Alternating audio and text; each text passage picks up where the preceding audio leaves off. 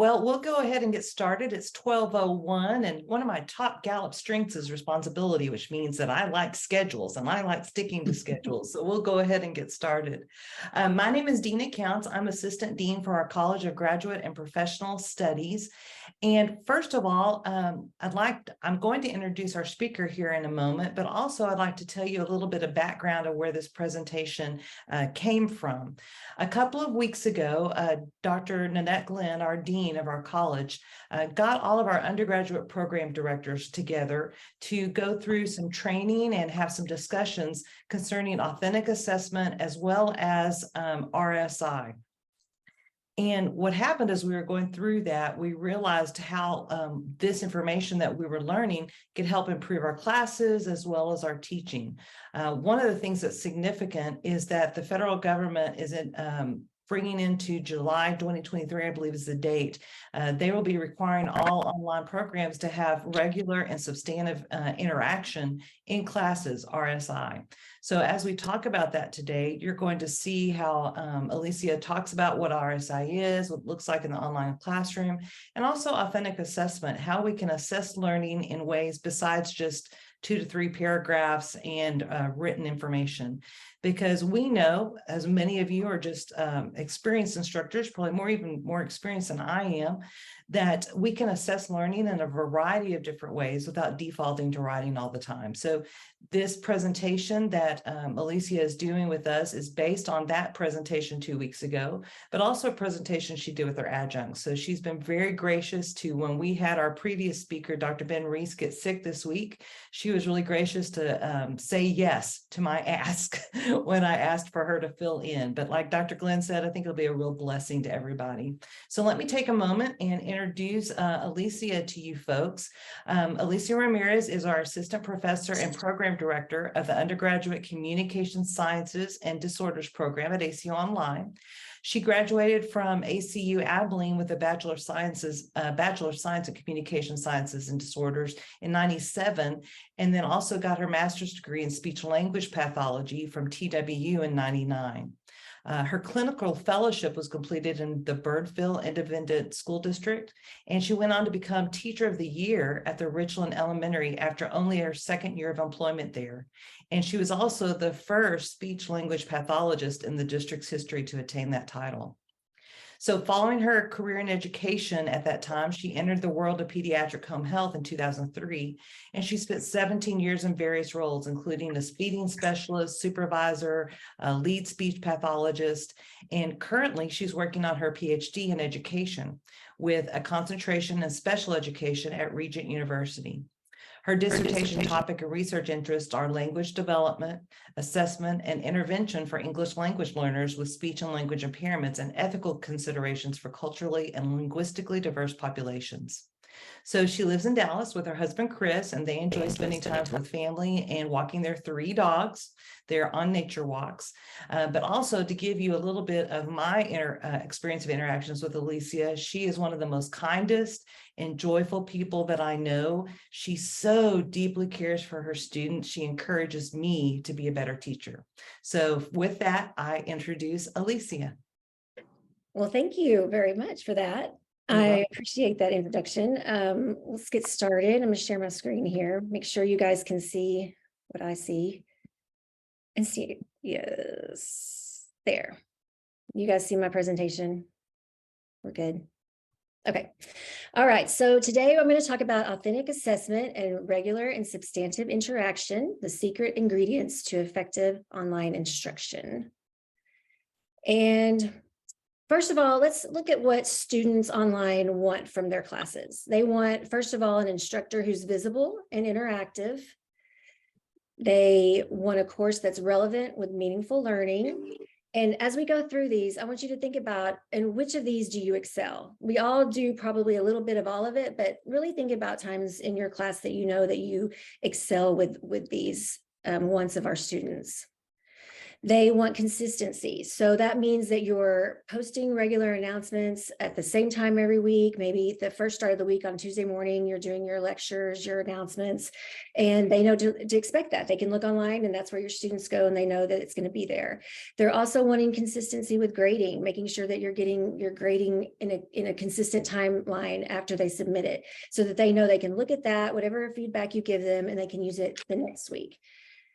And organization, of course, we want our classes to be organized, and personalization. And, you know, when I first came on, I did my training with Dr. Counts, and she showed me her welcome video, which helped me so much. And in that, she, of course, put information about the course and what they should look forward to, but she also put information about her family and her girls and a vacation that they went on, I think, and what some of her hobbies were. And so I've really encouraged my adjuncts to do that. And I think it's made a big difference in how the students, I mean, we ask them to post their welcome videos, so why wouldn't we do the same thing? I would never ask my students to do something that I don't do. So I've started putting more personalization in those welcome videos. And then communication, you definitely, we'll talk more about that later. And then involvement in the classroom. So we're not just facilitating the class, we're actually teaching the class. So think about these, and in the side little chat, tell me which one of these do you really excel? What do you feel like you do well in your class?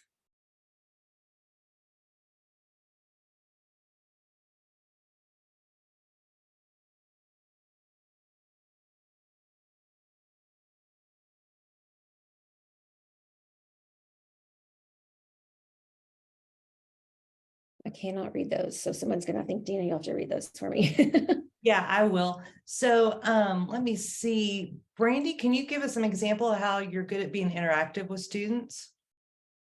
Sure, I'm really involved in the discussion threads and I ask questions. I also develop an additional discussion question that they're welcome to respond to based on their responses to just continue the feedback. And so I try to be that visible, interactive person in the course. That's awesome. Leah, I'm going to tag you next. Could you share with us how you're good at the organization in your courses and that consistency? Yeah, organization, I think just by reminding students how the course, things we're doing in the course align with the learning outcomes. And what else did I say? I think you said consistency too. Consistency, yeah. Very consistent in my approach and feedback that I provide to them. Awesome. I realized last term, I'm real consistent in my grading. My students always know they're pretty much going to get their grades on blank day. Usually it's Tuesdays for me, but you know, sometimes it'll not be in one term, it might be Thursdays, but they always know that they're going to get their grades. They'll have the feedback before they do something else. So that's great. So Alicia, let's move on. That's a perfect, because they have to have that feedback on their grades to know in case it builds on the next lesson too. So if they get something wrong in the first week and you don't give them that grade until week 3, then they're going to have a hard time correcting that in week 2. So that's something I need to be better about, is consistency with my grades for sure. Faculty student interaction. Let's see what the research says. If it's frequent and effective student instruction interaction encourages students at a stronger academic level than they would otherwise to perform, can see all my pictures. Regular and meaningful faculty to student interaction strongly correlates with student retention and persistence. So if you have a lot of students that are withdrawing from classes, you might look and see, well, how engaged is that faculty member in that class? Meaningful faculty interaction in asynchronous discussions promotes critical thinking. And I think that's what Brandy was talking about earlier, really getting in there and asking them questions and having them respond to those questions in the discussion boards. And when instructors guide online discussions, students are better able to understand the course content, evaluate new information, and they scored higher on exams. And students value interaction with their instructors, and this interaction contributes to successful student completion of online courses. So that just tells you how important the faculty interaction is with our students. So let's talk more about what that looks like. What kind of interaction? What does that look like for our students here at ACU Dallas? Well, the first thing we have to learn is who our students are. And we can get that from our demographics here. This is our total enrollment for ACU Dallas. You see, we have 2,065 students for this semester, and their average age is 36. And then other information, it gives you where they're from, what their marital status is, and really looking at it, if we're going to break it down, let's look at we're going to look at it for undergraduate and then graduate. So tell me something that you see on here that stands out to you in our student demographics. And you can just put it in the chat, or you can say it, doesn't matter.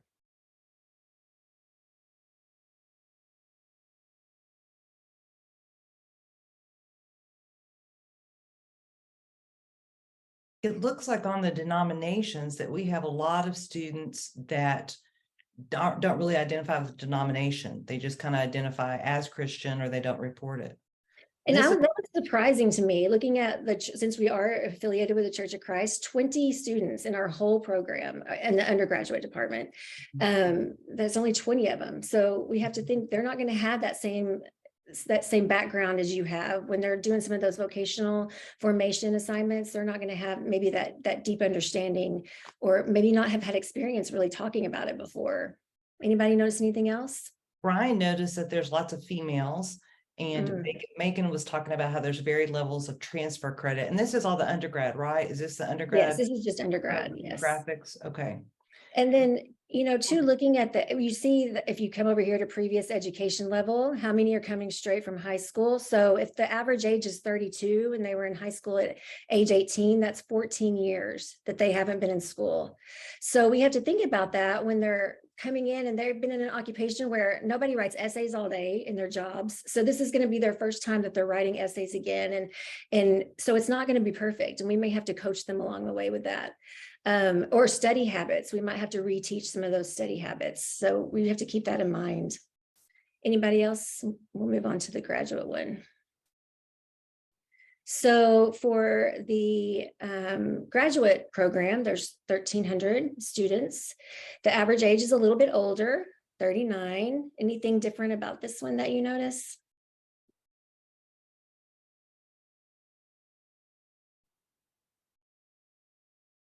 Randy said most seem to be married. That's a good point. Yes. And I think our undergraduate, it was about half and half. And, you'll notice too, all the different ethnicities and races that we have that we really have to keep in mind too, looking at this as a whole. How are we going to make sure that our instruction is catering towards, maybe the gender or the age? Do people learn differently from different cultures, different age ranges? And so that's what I wanted to explore just a little bit, looking at how our students learn. And so just keep in mind, the point of these next few slides is that our students learn differently. And as the leaders of the learning in the classroom, we have to adapt our instruction to whatever the needs of our students are. So if we look at younger learners versus older learners, and younger up to 25, because that's when the brain really, they say, stops developing. It's not still malleable as it was when we were younger.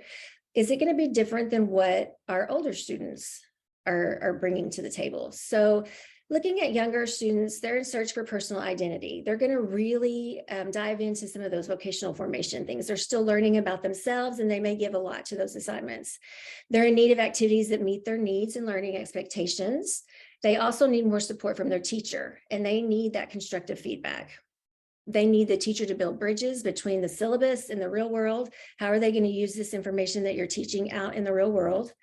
And then they can learn abstract issues and do challenging activities. So how is that different than our students that are 26 and older?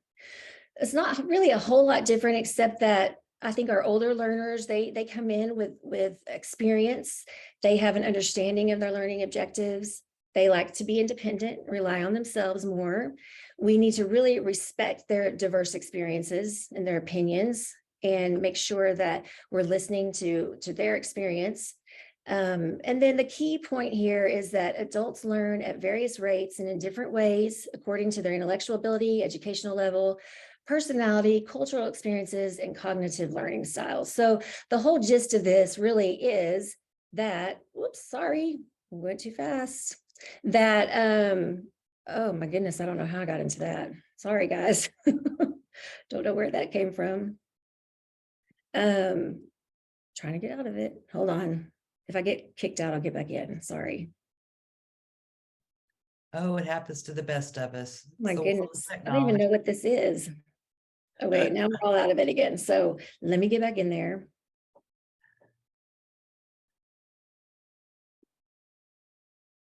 Okay. My fingers got too fast for me. All right, let me share now.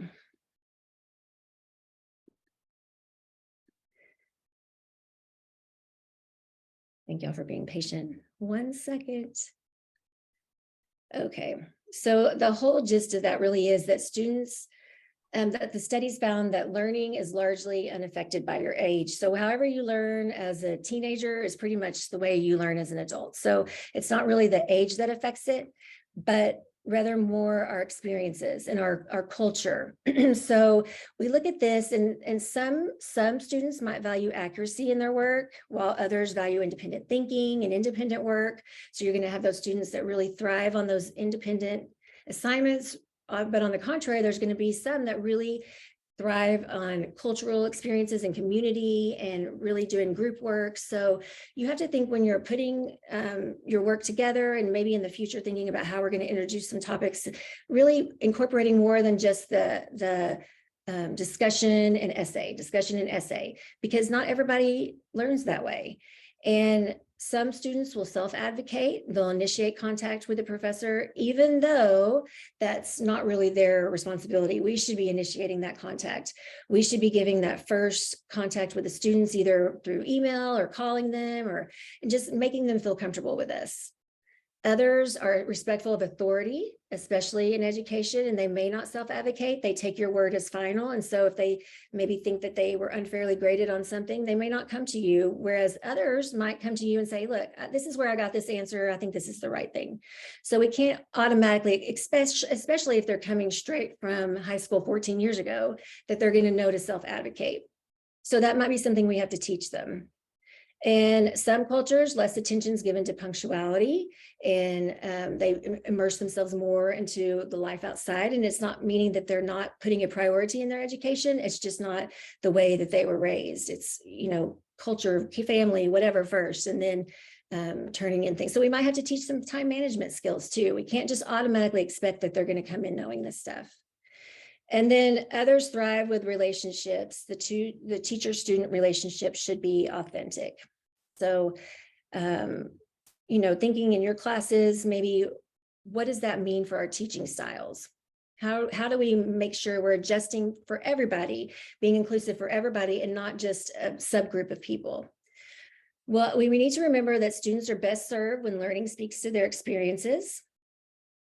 We need to, only by seeing, hearing, and knowing students can institutions and instructors offset the racial and economic inequities that are baked into institutions of higher learning.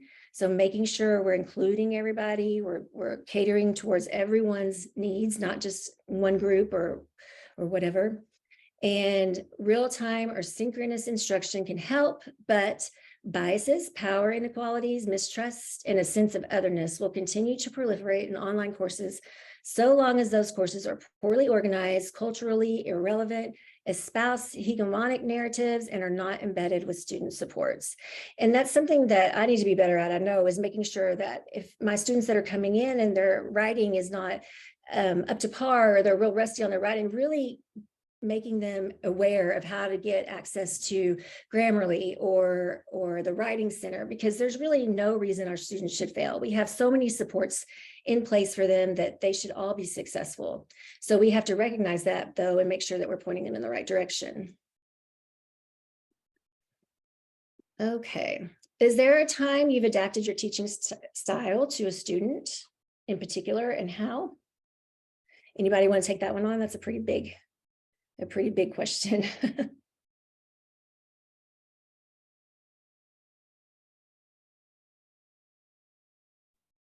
One time I had a student in class, and he was always asking me to do videos on assignments, to explain through a video. And after looking at his writing, I was like, in the back of my mind, I was thinking he may be dyslexic. So I just started in a lot of my, whenever he was in class, just making videos for him of the assignments and the discussions and explaining it and posting it for everybody, of course, because I'm sure there's other students who want that. And so that's how I adapted to that student. That's a great point too. I had reached out to one of my assistants that used to work for me in the school district. She was here from Mexico. She was the first generation of students to come in. And she said the hardest part for her in online classes was everything was written, and that she wanted more visuals and more videos. And you know, I didn't really think about that, but I was asking her, what can we do online to really improve it for, you know, some of our non-traditional students? And she said videos and presentations, giving presentations. She loved to give presentations, but always hated sitting down and writing because it was so much harder for her because English wasn't her first language. Anybody else have any great? John commented, it depends on the philosophy of regarding your target population. Stephanie noted that offer flexibility for certain assignments. And I tell you what, John, can you give us a little bit more in-depth feedback on what you were talking about on the philosophy regarding the target population? Yes. So whenever we were hiring faculty in the past, one of the trick questions during the interview was, you know, who do you teach to in the class? And people would give all sorts of answers. You know, well, the people who are getting A's don't need my effort because they're already getting A's, so I'm going to teach the people not getting it. And other people were the exact opposite. You have to teach to everybody. And I think you have to change. You know, the example that comes to mind is I had a woman many years ago who thought she was doing the right thing and making, you know, hundreds of index cards to memorize all this information in microbiology. And it turned out that wasn't how she learned best. And so we sent her down to the counseling center, and they actually talked to her about using her personality to devise a way for her to study best. And she came back to me and said, this is how I learn best. And so we just changed, you know, I would meet with her routinely and, you know, alter how I did things so that she could understand it. It's great that you recognize that too, that's what she was doing, and that you got her help right away. That's awesome. Anybody else? Good points, good examples. Okay, so now let's talk about active learning and authentic assessment. I'm not the expert. I'm just going to put that disclaimer out there. In fact, if you guys were with me at the program directors meeting a few weeks ago, you know that I was probably the one that was the most scared of this. So, you know, like everything in life, I dive into it and I just do it all or nothing. So I've kind of really taken a hold of this and realized that we do so much of this already. We just didn't have a label for it. We didn't know that this is what we were doing. So think about that. And I want you, as we're talking about some of these things, for you to think about what you do in your classroom that's already active learning or authentic assessment. So active learning is just modern pedagogical practice concerned with the idea that people understand a complex topic better when they're active participants in the learning process. Well, duh, yeah, that makes sense. And then it considers the authentic assessment, it considers how pupils self-regulate their own learning, and in so doing, make complex decisions about how they use feedback and engage with the learning priorities of the classroom. And in graduate school, we all talked about metacognition, and that's exactly what this is, just thinking about how you think and thinking about how your learning is going to affect you in real world experiences. So looking at authentic assessment, it occurs in 5 steps. You have a pre-survey when you're finding out from your students what they know about the topic that you're introducing. And then you have all the stuff in the middle of that week where you're doing tests and discussion boards and essays or whatever assignments you have. And at the end of that week, you're going to want a post-survey to see what they've learned and compare it to the pre-survey. So you have the pre-survey and the post-survey, and then everything in between. So what are ways that we can do that in a class that's already built for us, that we don't have a lot of ways to change around? How can we really put a pre-survey in? What can we do to make that happen? So let's look at the first, like if you're looking at your weeks, and I don't know how many of you guys go in and then look at the learning outcomes for that week, but they're always at the bottom of that first page where the introduction is. So I just picked one of my courses and I see that there's 3 learning objectives for this week. How am I going to see what my students know about these 3 objectives before we get started? Well, thanks to Brandy, I learned about the Jamboards, which are a fabulous way to do a pre-survey. And I will just put in my announcement for the week, hey, look at this Jamboard and reply. And that's most of the time, I don't have a problem getting student interaction with it because it's a really simple, tell me what you know about how to become an SLP and what they do, a speech language pathologist. And so my students just put up here very generic, you work in a hospital, you can become a speech language pathology assistant. They help kids with their lists, people with brain damage, just generic things that everybody on the street probably knows. Well, I want to turn that into, I want them to know way more details about each one of those things. So I do all the assignments in the week. And at the end of the week, I'm going to go in and see if that's changed. And if that's changed, that's great. I'm doing my job. But if they're still telling me it's just this generic stuff, then I know I need to rearrange what I'm doing probably. So at the end of the week, I'll do a little Jamboard at the end, which is the same thing. And you can see how much different it is. So now they're saying that you have to work in the field 3 years before you supervise. Your grad school is competitive. They've learned that you have to get your certificate of clinical competence through continuing education, maintain it, all these great things. They work on executive functioning. Just, you can tell how this is so much different than that pre-survey that I did when they didn't really have a whole much knowledge of how to do what we do. So that's one way that you can do a pre-survey. And I have them put their initials out beside it at the end so that I know that everybody responded. And, like I said, I don't really have a problem getting them to do on that. They seem like they want to do it. It's something different for them. So that's nice. But other ways that you can do the pre-survey could be the KWL chart you could post in your announcement, what you know about the subject, what you want to know, and that they at the end of the week come back and they fill in what I learned. And this can be easily accomplished through a Google slide. You just share it with them here and they get access to it. Make sure that you are letting them be editors and they can post in here whatever they know, what they want to know, what they've learned. And I'm not sure, I probably should tell you how to get to the Jamboards because I didn't know that and I had to reach out to Brandy. But just in those little dots that you have by your mail or whatever, there's those 9 dots and you click on it. And if you go all the way down to the very bottom, the Jamboards are on there and you can just build your own Jamboard. Another one that's a lot like that is Canva. This one's kind of nice because it gives you more opportunity to do different things. So Canva, you can use their templates. You can make a flow chart that's interactive with your students. You can have just a blank one that you just fill in like text. You have different texts that you can use to write things up here. You can download information. There's pictures you can upload, whatever you want to know about what the student already knows, you can put in here. And then you share it with them, put their name in here, their email address, and then give them the editing permission. And then you post this in your announcements and they can get right to it. So those are just a couple of fun ways to do the pre-survey and post-survey. Does anybody have any other suggestions that they might use in class for pre-survey, post-survey?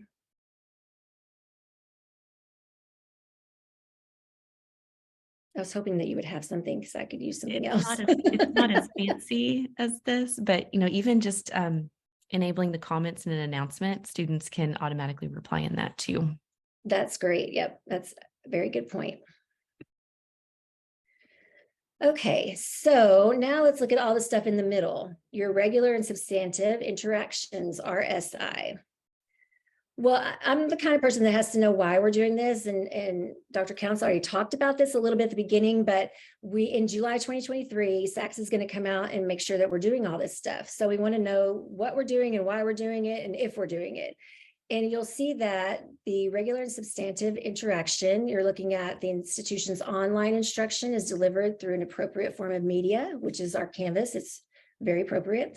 The instructors with whom students regularly and substantively interact meet the requirements of the institution's accrediting agency, which is what Paula does for us, making sure that all of our faculty are credentialed.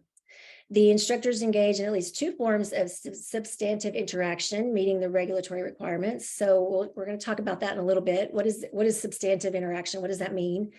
And the institution has established scheduled and predictable opportunities for substantive interaction, and the instructors are responsive to students' requests for instructional support. So what does all that mean? What must our regular interaction be? Well, it has to be directly with the instructor, initiated by the instructor, which we talked about earlier, be scheduled and predictable. So that can be your announcements that you're doing every week, and especially if you're turning on the comments, that would be interactive. Be academic in nature, relevant to the course, so that you're not just posting something up there about your vacation to Mexico or something, I don't know, which would be nice. Substantive interaction assumes direct interaction between the learner and the instructor and requires direct instruction. So every week, my students know that on Tuesdays, they're going to see my lecture with my PowerPoint, and that's every week that I put that out there, and they can interact with me in that way after that. And if they have questions, they know my office hours are this time every week, Monday evenings. I make 2 different office times. One is Monday evenings so that I can make sure I'm including people on every coast. And then I do one on Friday mornings, and I just have my Zoom class open and they pop in as they need to. And I really have had pretty good success. I usually have between 4 and 5 students maybe from a class that will just pop in, and I'm just sitting on my Zoom, not like waiting for them, but I'm have it up while I'm doing work. So I might as well have a Zoom open if I'm doing work already. And they seem to really respond to that. Assessing and providing personal feedback on students' coursework. So not just saying that the student got an 11 out of 15 points. You might say, this is what you needed to do differently to bring that point up. This is what you needed to add, or you forgot this. And then providing information or responding to questions about the content of the coursework. So really, you guys, we already do all of this. It sounds so fancy, but it's just like, it's what we do. And I think what they're really wanting to find out is if we are really doing distance education versus just correspondence education. So are we just facilitating the learning like in a correspondence course where we don't really need to do much interaction with our students, or are we really getting in there and educating them? Are we teaching them? And there's a difference. So you'll see, you have for the correspondence, it's auto graded quizzes, video lectures without any kind of response, weekly announcements with due dates. And then if you go over here and you're looking at, well, how is it different? Well, on this one, you're giving feedback. You're making it personal. You're explaining the content. You're going over what to expect in the assignments, what you're looking for. In the video lectures, you post those, but you're also present in the discussion boards. Like Brandy was saying, you're asking them questions and interacting with them and engaging with them and providing those office hours. Right now, we have 2 hours a week that we are supposed to be providing to our students. And I usually do that in the second announcement of my course. I put my Zoom link with my office hours in there. And then instructor initiated discussions. So there's a difference, and we have to really think, we want no red and yellow, that's bad. We want all the greens over here, making sure that we're substantively interacting with our students. And the big way to do that, since our teaching comes in the discussion boards and in our feedback on our assignments right now. So in the discussion boards, I always tell them at the beginning of the week, if I respond to you in this discussion, you better respond back to me. Or if your cohort asks you a question, the purpose is discussion. We're discussing back and forth. So that's what I'm looking for, is nice, great discussion, not just good job. I like what you said. So, really use questions that target that metacognition. So I might put, as a future speech language pathologist, what did you learn that will help you in your therapy sessions that you didn't know before? So that's that pre-survey, post-survey. What did you know before, but what did you learn? How do you think this will conflict or coincide with your Christian worldview? Could you apply this intervention to other disorders, or how does this approach compare to Emily's post? And so they know that they have to respond to me, respond to their cohort, and keep it going back and forth. Because that discussion board, that's so important. And I don't think we give enough credit to the discussion boards. That's where a lot of learning is going to happen, especially for your students that thrive on community and really like that engagement with others. This is where they're going to learn the most. So something I do at the beginning of every term, because I've taught 2 whole terms, but I make sure I put a lot into the very first part of either their discussions or their assignments. I'm really correcting the things that I see that stand out. So I instead of just correcting it on here and putting the little exclamations or whatever, I cut and paste this into a Word document and I correct all through it, and then I add it excuse me, as an attachment, so that they can see what I'm looking for. And then I tell them where my comments are. So look at the attachment, look up, in the rubric, and make sure that I always comment something that they did well. Like, this is a great response to your classmate. So by the time this student is at like week 4, she knows exactly what I'm looking for. And by week 7, this student was a really good writer, but it took a lot of effort in those first few weeks to get her there. So for your grading, this is where you do the rest of your teaching. Personalize your feedback, ask questions to get them thinking about their work. Like, what one piece of new information surprised you the most in this assignment? How could you use this information when you're working with students with whatever articulation difficulties? And then what do you think you could do that would have brought your grade up to a 90 or 100, so that they can start thinking about how to change what they were doing to get better results? And oh, did I miss one? I think I might have missed one page. Yes, so there is a whole website at I think this is the University of Illinois, maybe, that tells you all these different things you can do to make your interactions stronger with your students. And it gives you things like debate, brainstorming, gives you more ideas for brainstorming, like the Jamboard, using case studies to make them more connected to what they're learning so they can use it outside of class. There's one on here that's like a web scavenger hunt that looked pretty fun that I haven't tried yet, but I'm going to give you guys a link to this page, and it'll show you all these different things that you can do that will help facilitate some of this interactive stuff. Okay, and then just looking at when they turn in an assignment, we'll start up here. Make the learning applicable. Why are they learning this? This is the biggest thing that all of our adult learners want to know, especially online. Why am I learning this? If some of them are coming in already in an occupation that they're working in, maybe like with nursing, and they need to be able to take what they're learning and apply it to their job. Give examples of a time in your practice when. I bet John's classes are very interesting that way, because I'm sure you have lots of good examples of stuff for yours. Labs and case studies help generalize what they learn. I taught the speech science class that I was terrified to teach last term, because the people at Abilene that teach it were like, oh, you're teaching speech science? And I was like, yeah, oh my goodness.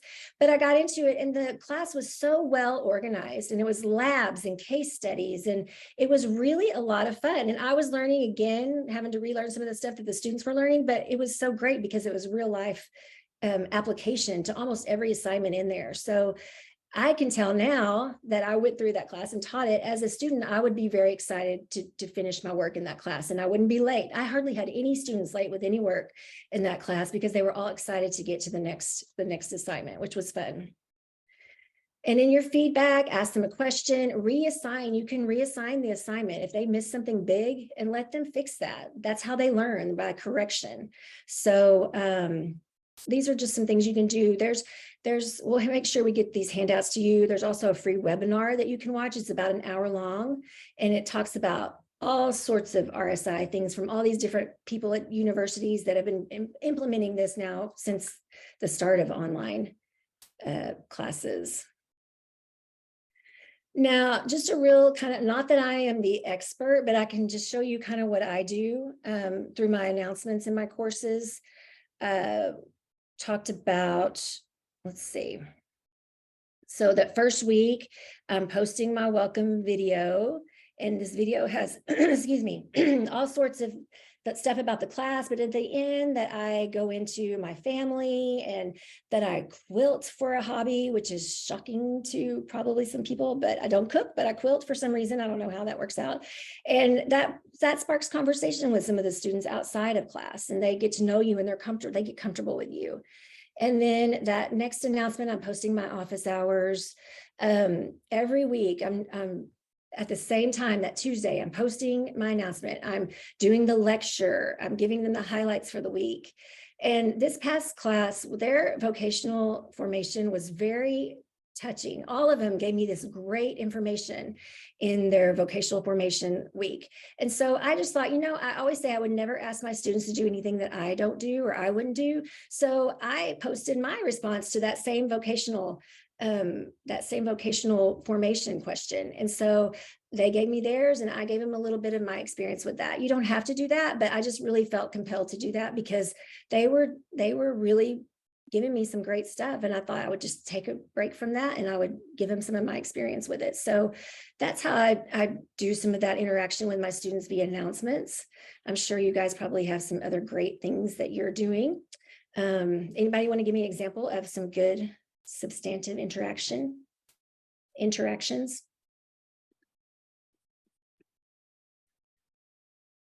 I know y'all have them because I've heard about them.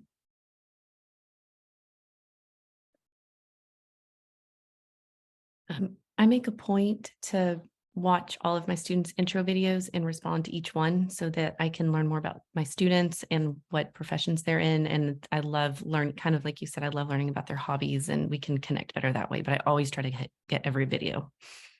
That's great. That's my favorite part of the course is that first introductory video when you get to learn about your students. And that's how that's how you're going to learn how they learn and what's important to them and how you're going to teach to them. So that's great. Thank you. Anyone else? One of the things I do, because I think a lot of our students just need to connect with me or connect with their instructor, is I'll do audio or video feedback week 1 or week 2 for each student, just so that they can get to know my personality, they can hear my voice, they can hear my care and concern for them. And it's just a way for me to try to connect outside of just a written feedback. And that's great because that's your interaction. That's you initiating that personalized one-on-one interaction with them. I haven't figured out how to do the audio yet. So you'll have to show me that sometime because I tried doing it on someone's assignment and I couldn't get it to work. So that's there at the great. bottom of Canvas, on the speed grader, there's the comment box, and underneath that there's 3 buttons. And I think it's the middle button. If you push it, it asks you if you want to do audio or a web, like use your web thing. And most of the time, if I don't have makeup on while I'm grading, I just do an audio. That's great. Thank you for that. That's good information. I'm really, I love to connect one-on-one with my students in addition to the synchronous classes. So on week 2, I post an announcement that's like, I'd love to meet you.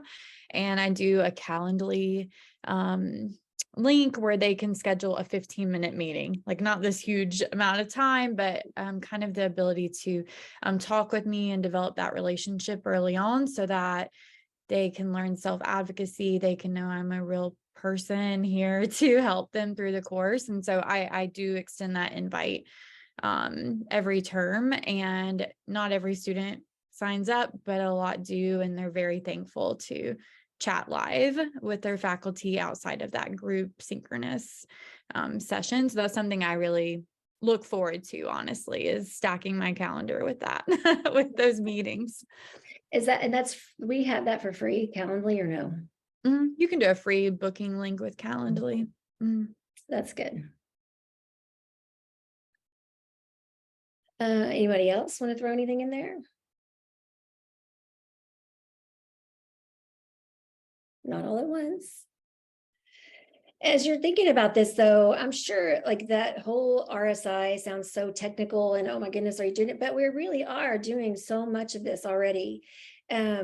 It's just, we didn't have a name for it. So really just thinking about how you can personalize learning and engage them in ways that are going to be meaningful to them outside of class. That's the biggest thing that you need to remember. So like I said, we're really doing most of this stuff, just making it intentful. This, as you're looking at your classes and your courses, making sure that all your students are interacting. And if you have that student that you haven't heard from, well, reach out to them and keep reaching out to them, because they may not respond the first time because, maybe they have just great respect for you and they're intimidated or whatever. But doesn't mean that you just stop. It doesn't mean that they're being disrespectful because they're not responding to you. It's just a different way of thinking about it. And all of our students are here to learn. Not a single one of them don't want to learn. So we need to do our best to facilitate that and make sure that they are learning in our classes. All right. Does anybody have any questions? I have some help with the answers. I'm going to call on Brandy and Dina to help me if y'all have questions. Hi, I don't have a question, but I do have a comment. My name is Trinette, by the way. This is my first course that I'm teaching here at ACU, and I'm Awesome. excited about it. Good. But I just want to say thank you so much for doing this. It's very enlightening, and I love how transparent you are as you're presenting to us. You know, many times we have presenters in different realms of business who are like, I do everything perfectly. But I love the fact that you humanize your presentation by saying, you know what, I need to work on that more. I need to do it. So I appreciate that, because it makes me feel like, well, it makes everybody feel like, oh, I'm not that much of a slacker. So I'm not in this by myself. So thank you so much for this. It was very informative. I'm glad. Good. I'm glad you're here.